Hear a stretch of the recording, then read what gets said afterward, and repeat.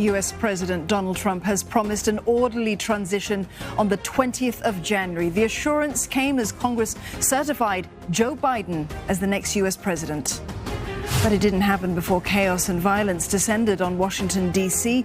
Pro-Trump supporters stormed the Capitol. 4 people died during the clashes, 3 from medical complications, another from a gunshot wound. A closer look now at the past 24 hours in Washington. We're joined by Thompson. He's a former director for China, Taiwan and Mongolia at the U.S. Office of the Secretary of Defense and is currently a visiting senior research fellow at the Lee Kuan Yew School of Public Policy at NUS. Good evening, Drew. Why this mayhem? Why is it taking place in the United States at this time? And is Mr. Trump wholly to blame for what happened yesterday? Well, I think, Don, first of all, this was a really disheartening day. It was very difficult to watch for me and many Americans. I never thought in my lifetime that I'd see a sitting president incite a mob to attack another branch of government, basically inciting insurrection, undermining the most fundamental checks and balances that are in place to preserve the republic. So I think, the only silver lining of today is that after Congress certified the Electoral College results was that President Trump affirmed that he would ensure an orderly transition on January 20th. So that's positive.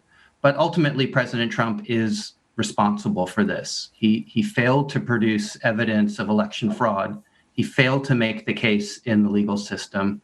He promoted and broadcast conspiracy theories and outright fabrications. And then he encouraged his supporters to converge on D.C. and incited them to confront another branch of government. So he is the reason for this insurrection, and I think his legacy will suffer for it. But beyond that, there are underlying deep societal issues that need to be addressed as well. And I think the outcomes in Washington today were not just generated by discontent in pockets of U.S. society, but they were really stimulated by the president himself. And when you looked at the events as they unfolded, what did you think of the U.S. democratic system? Was it broken over the last 24 hours?